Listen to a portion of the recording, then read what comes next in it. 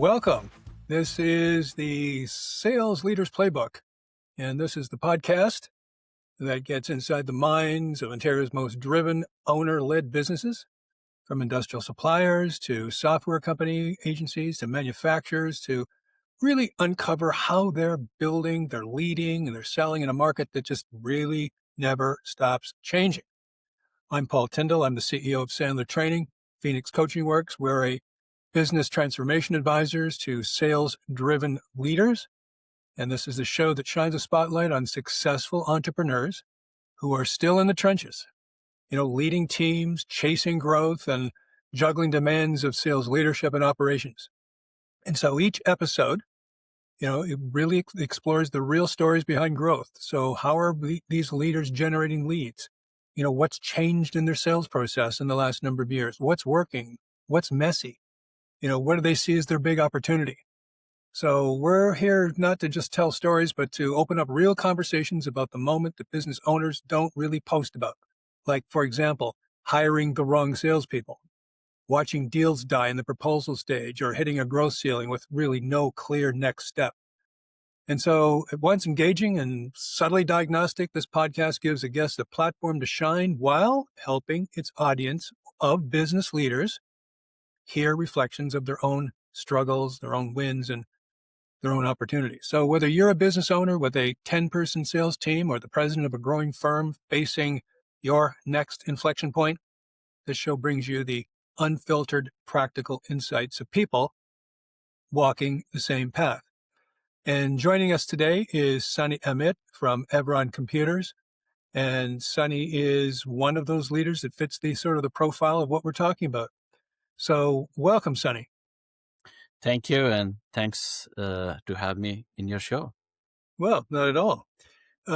Why don't you start, Sahni, by giving us an overview of who you are, the role that you have in the company, and maybe a little bit about how did you even get there? Sure. So I'm the CEO of Evron Computer Systems, and it's an interesting story. I've actually come to this role through the ranks. Paul was mentioning about growth. I started more as a systems engineer with Evron. Before Evron, really my experience and where I learned a lot was, I would call it the IBM India, which became Computer Maintenance Corporation. But I was fortunate to go through the training and understand the customer service and the IBM way, which is so important. And I was exposed very early in my career. I came to Canada with the idea that I'd be working for IBM India. Things were different. And in a way, I was very fortunate. I got into the PC networks, and that is where I started with Evron. Novell was the big deal at that time. And right from day one, I would say, and that is where I think there was a vision match where Larry started Evron, and his idea always was end-to-end solutions. And we always thought about customers being in the center of what we are doing. So there at Evron, I started more on the pre-sales as we started growing and started things happening. Before that, it was more, I was the systems engineer working more on the operation side. So I can really say that I've been on the both side, on the sales side as well as on the operation side. So right. That is how really my career started with Evron. Then became the CTO at some point, and then the exec VP, so that I can start using some of the processes we are building and start putting them into different business practices which we have. And now I'm the CEO. So that's right. That's a different path, because in technology, a lot of people that are CEOs that are running the business, their background, and you may speak to this, right, their background is mostly in sales. Is that a fair statement, or that's not really true? I feel it's not true. I think the important thing which I learned, and again, that's what I believe, is early in the game, understanding, creating value for the client. So you could be from sales, marketing, operations, but if you understand clients, and this is what at least I believe in, client's pain, client's value, and how you are creating the value, that is the key. Because if you're coming with a mindset which is just, this is what I want to do, I just want to do operations, or I just want to push my goods, that can be, in fact, impediment. So I can agree that salespeople are working more with the clients. They understand their pain. So chances are they can become the CEO. But I've seen, especially in the tech industry or the vertical, where people who have the ideas and who have worked closely with the clients, then really they are not doing selling. They're really helping the client. And that mindset, I think, allows you to really grow that business. So helping the client to solve problems. that's right. That, I think, is the key.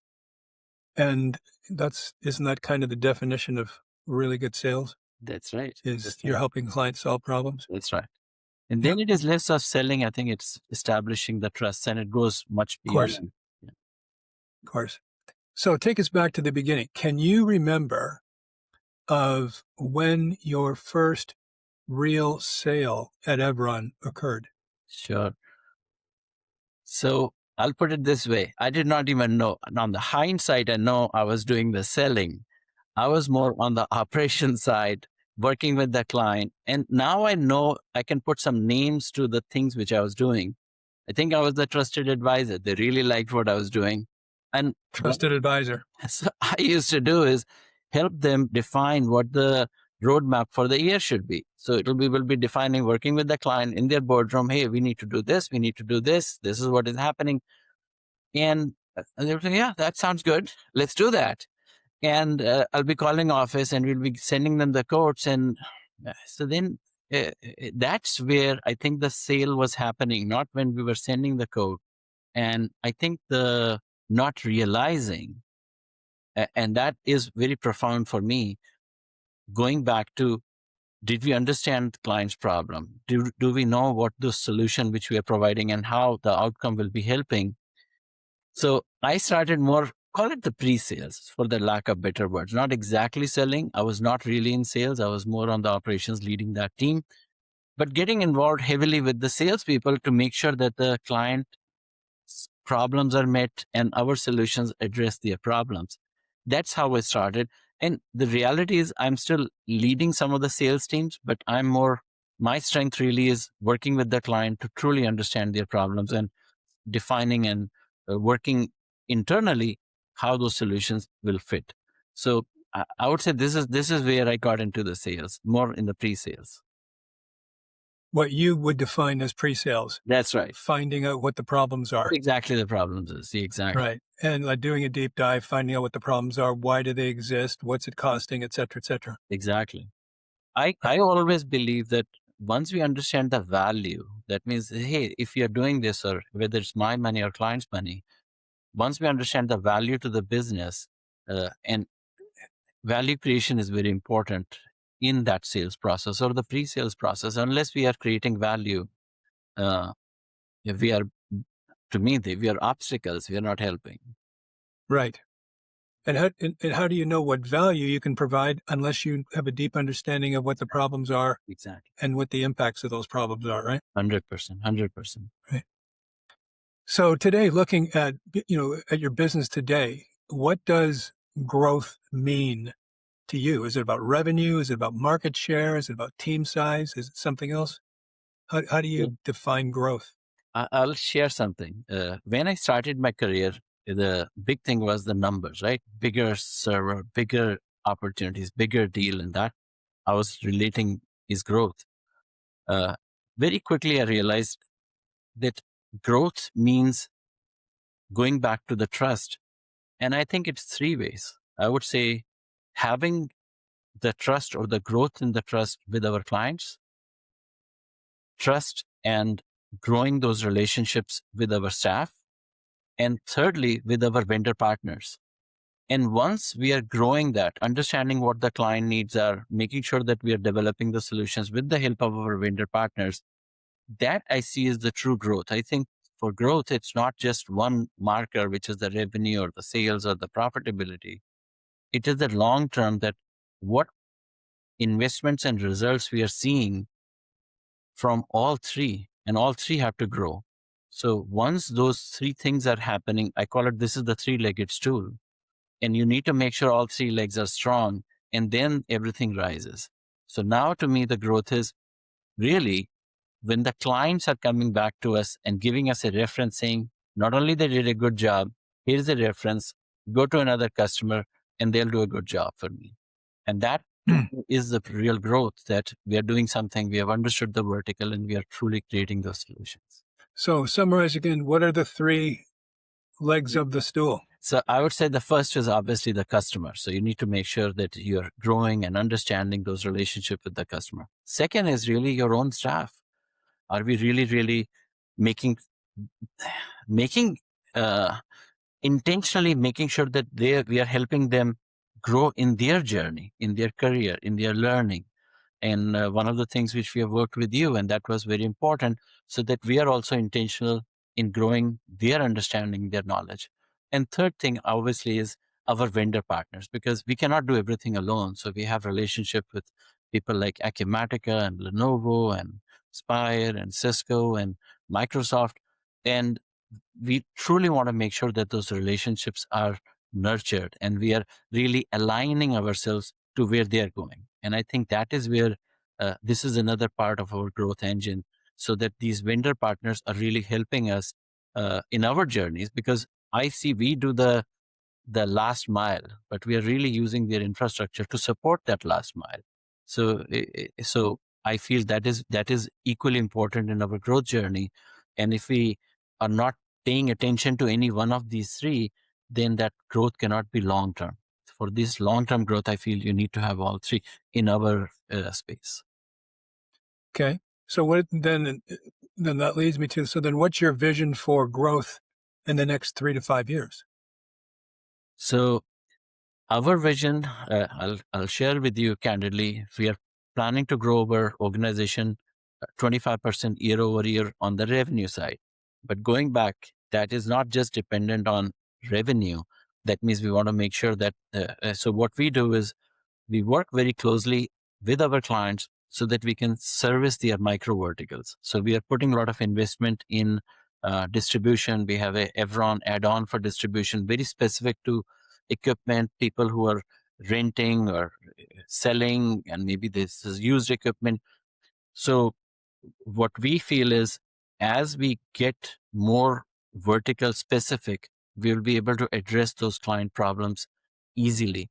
And this means making sure we are working very closely with Acumatica, making sure on the security side, working very closely with people like Microsoft, Barracuda, so that from our point of view, if for especially for the SMB clients in Canada, we want to be that single point, their outsourced IT department, so that we can help them on their outcomes, not just I can do the ERP and I can do the security for a business. We want to make sure we can give them that holistic view. We may not be doing all of it. We may Yeah. not, because they may have internal teams, they may have other relationships, and we want to respect that. But to me, the growth is growing into the verticals which we are very strong, leading with the knowledge which we have created, packaging it so that it's much easier to absorb and adapt. And that's Mm-hmm. what we feel and we are investing in, so that we can grow with our clients. Really, we feel very excited and fortunate, especially in these times. We should be helping our clients to be more efficient so that they can have they can run the business. Right now, for many of the clients, with all the tariffs and everything, it's a survival challenge. They need to innovate, they need to use the AI, they need to do the automation so that they can really handle all those extra pressures. So we feel the more, again, we understand and the outcomes, hey, I can do this so that you can focus more on customer service. That's where we feel the growth will be happening. Okay. And so then what are some of the roadblocks that you're running into, or the challenges in terms of executing on that vision? Sure. So there are two things to it. First is obviously uh, sales. So we need to make sure that we need that uh, repeatable sales process so that we can address that problem easily, understand who the real clients are, so that we can separate the noise. Because sometimes, and which we learned, we may be wasting too much time where we may not be the good fit. We are not perfect for everybody, and making sure that we understand what really our value is. So first create the value so that we understood, we have done it, And then I think it's repeating that value. So I think we have done the first part where we know we Yep. have the IP, we have the solutions. The second, the flip side of this coin is now repeating that and selling it and making sure the clients are happy and we're getting more referrals and all that. So I think at this point, it is the growth, the scaling the business. That's where the challenge we feel. That means you may have a good solution, but unless you can scale it, that does not help anybody. And that So what are some, you know, okay, so what are some of the roadblocks in scaling?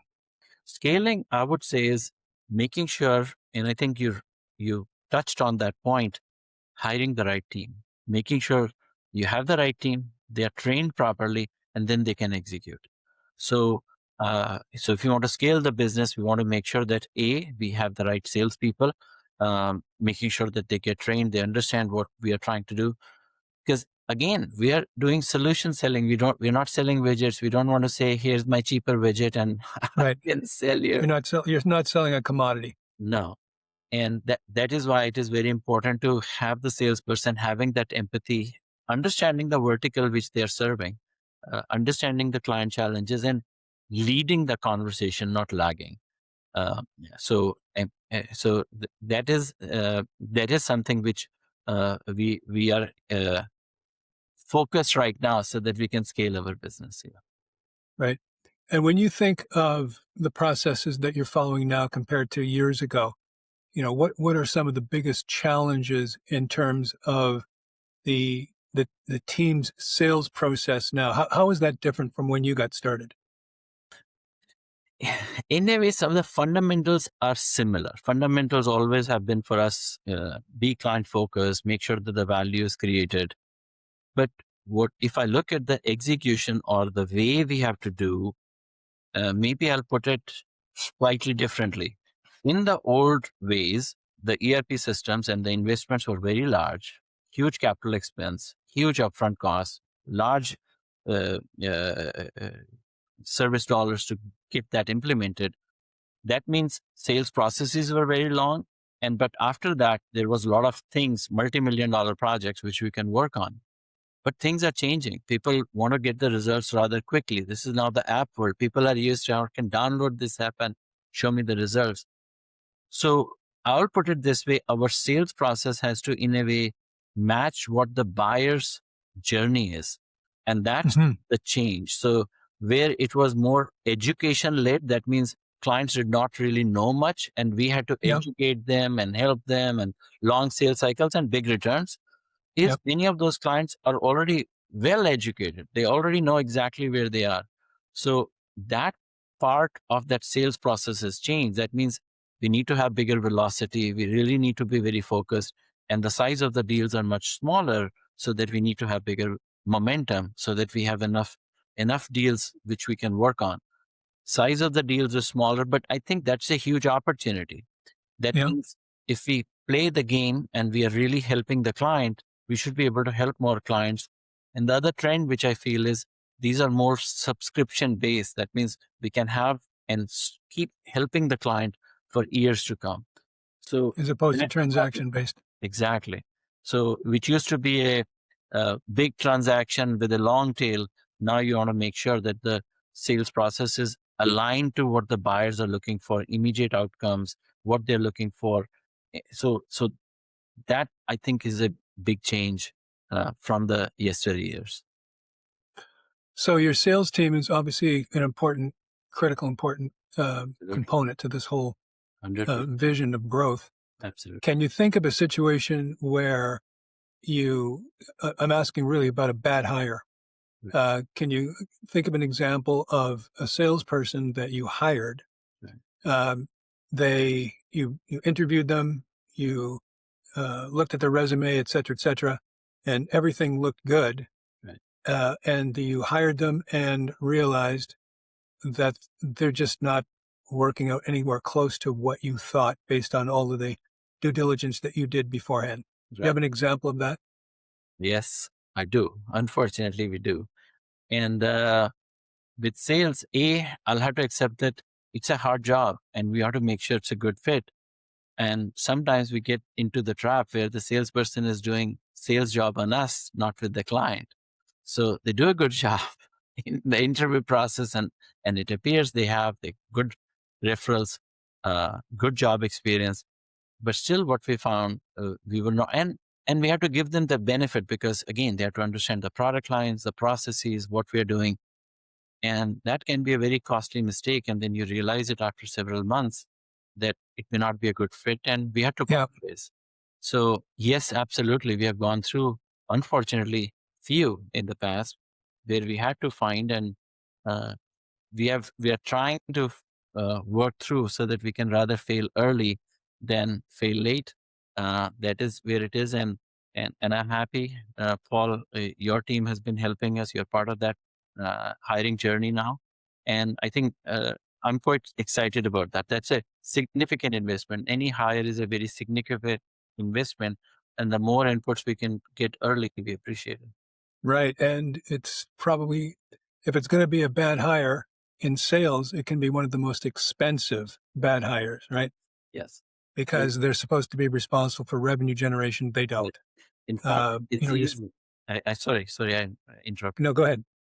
Now, where I was going is that in operations, it's much easier because you're having, here's the training, and this should be productive, and is he able to help the client? Is he able to solve the problem? And I should be billing him. Maybe I'm not billing him 60%, but there's a training.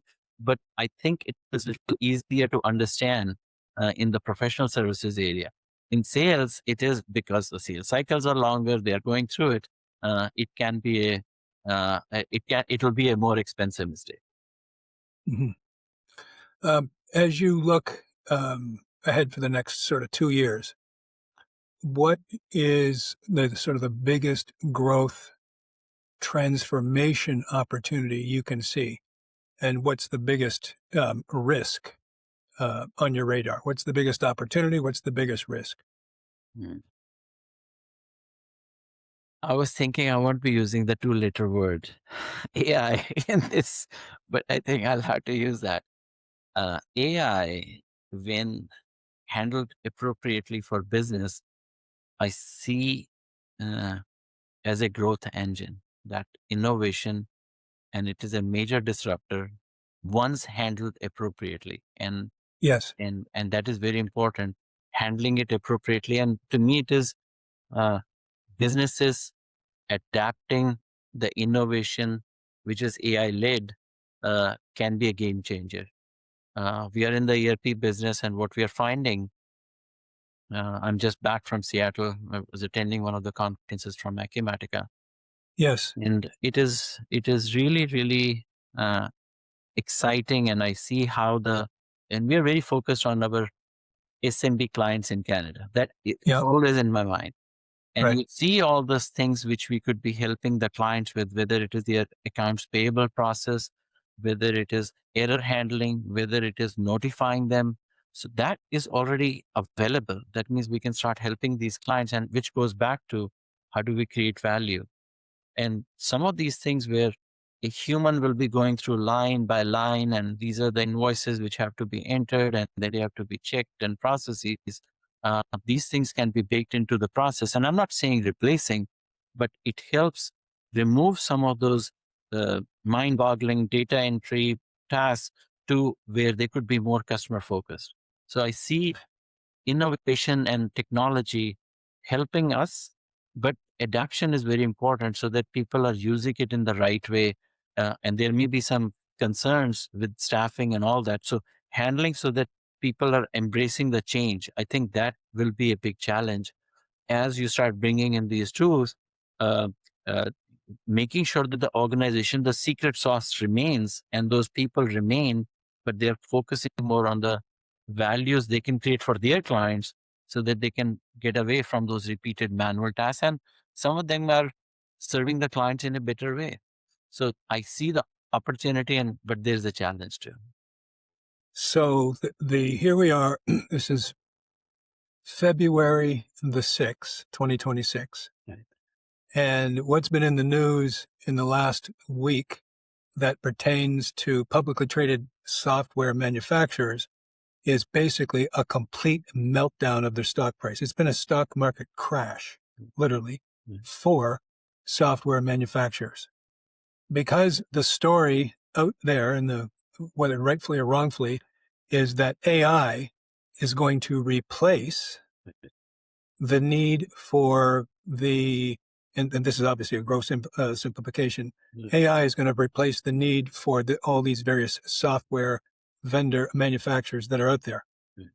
And then Jensen Huang, the CEO of NVIDIA, came out and made a big statement about that is not true. That's not what's happening. So stories are out there about what's going to happen with software as a result of AI that caused this big, for lack of a better word, panic. Right. And stock prices dropped dramatically. Maybe you can speak to that. It sounds like you already have, but maybe you can. I think you've basically already spoken to that, but just your comments. Yeah. So stock markets are very much emotional, and some trigger that things happen, and I'm sure things will start stabilizing soon. But I think yes, AI will be transforming many businesses, including software business. The key would be, and this is where I feel the opportunities for businesses who are able to embrace that change and work with it. Same is the case with software companies like ours. We're constantly finding ways how we could be more efficient and find better solutions for our clients. And I think the key is to embrace that change. Change is coming. So the key would be to how do we handle it and still maintain. Ultimately, we are all humans. I don't think the relationships which we create or the selling which we are doing, AI won't be doing that. The solutions which we are putting together, there is uniqueness to each business. Will AI be supporting some of those efforts? Absolutely. And I think that is the balance is the key. It won't be, zero sum game, then everything AI will be doing. I think it'll be along with AI, there'll be humans who should be still keeping those things. Of course. Will it become more efficient? Does it allow us to be doing more things in a very different way? Yes, that right. Well, so that brings us back to your salespeople. So when you hire salespeople now, what are some of the greatest challenges that you've experienced so far recently? So making sure it's a good fit. That means the challenging or the sales part is how they're able to understand the verticals we are serving and be effective. And yes, there will be always learning, and that has been. I would say there's a journey and there is a challenge, and that is where we want to have all the tools possible to use. And I'm thinking one of the important thing is that they have to be tech savvy, but they need to have that sales experience and that mindset, which is really to do the prospecting, working with the client, working through. And I'm happy to use some of those better tools now so that we can have a better understanding of that it's a good fit for things right. we'll be doing and what their strengths are. And that is what I think the key is. The more we are able to find a better match for the things which we are looking for and the skills they have, the chances are will be more, and they'll be more successful. Right. And so, in summary, what are some of the most important things that you're looking for in salespeople, and more importantly, how do you now set them up for success? What are you doing to set them up for success? So first is obviously the right hiring. That means when we are hiring the salesperson, making sure we are taking the time, and there may be multiple sets of interviews and people we go through to make sure there is a good fit, whether from the sales side, presentation side, skills side, and then even using, actually, we are happy using your method with with the collaboration with Sandler, we are very happy because we do not have access to those tools and the people who you're talking about assessment tools. Absolutely. Absolutely. Because again, we are good in what we do in the IT and the ERP and the security. And I always like, and this is where I feel the partnerships. That means we need to have those partners which I can trust on. And that is where I feel the partnership with through your companies, so that I can have, whether it's the sales training or the assessment, so that we can have, as part of my hiring journey, have a good process so that we have good success. Once they are hired, then we have the rigors, because, and we are again going back to, we're very fortunate working with people like, whether it's infrastructure side or on my application practice, working with my key vendors who are very happy to help us make sure that the salesperson is really well trained. So before they go in the field, we can work them through the whether it's the ERP vendor or it is the infrastructure vendor or the security vendor, so that they have a good understanding or grounding of the sales process, how they create value. Right. That is definitely we focus on. And then we have our internal 3 months, 6 months reviews. And we are still small. So what we want to do is we have an environment where they feel open to ask those questions and Yep. work with people. And as they're making the initial calls, maybe making sure some experts are with them so that they feel more comfortable on our sales processes. So those are the things which we do to make sure they're successful.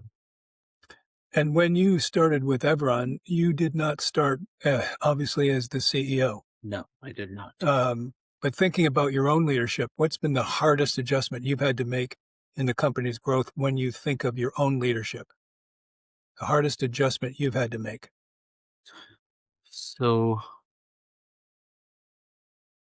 I would say the hardest adjustment really is letting go, because as I went through different, call it the ranks, I was used to, hey, I can do this. I know this. I can do this easily. And making sure virtually, now I can say that in a formal way, you have to fire yourself from the job.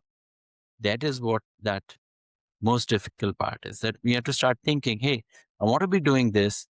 I cannot be doing both the jobs. I need to make sure somebody else is doing that. And then only you can start stepping up. So I think the biggest challenge for me was that letting go.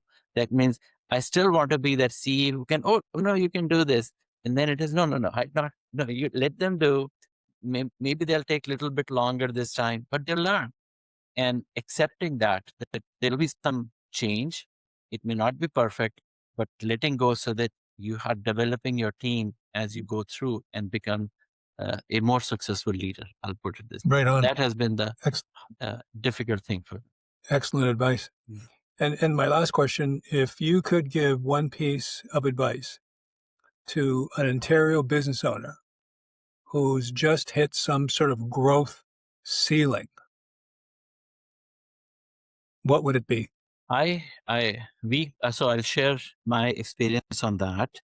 Uh, this is very much I would call it the constraints theory. That means sometimes as business owners, we spend a lot of time in the business and we are not doing diagnostics looking outside. Where are the constraints in that business? This is the discussion we have with our clients as well, as we are talking to the businesses where, hey, what is your growth target? Where you want to reach it? And then it becomes how and why you're not doing it. So understanding those constraints, and every business, when they're reaching that ceiling, we feel have some constraints. And it may not necessarily be the economy is so bad and the competition is severe and my pricing is too much.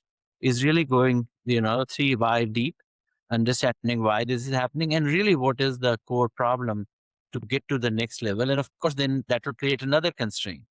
So I find, or my advice would be to really do the diagnostics on the business to find out what the constraint they are hitting, and then working through how to fix that constraint to scale it to the next level. Very good advice. Mhm. Sahni Amit, Evron Computers, thank you very much for the advice today. Thank you. A lot of people are going to benefit from this, and the people that are going to be watching this are all people at small, medium-sized, owner-managed businesses who are attempting to do the same thing. And so it's your willingness to share, provide value by sharing your insights. Everybody is going to appreciate it. Thank you very much for your time today. Very welcome. Very welcome. Thank you. For having me.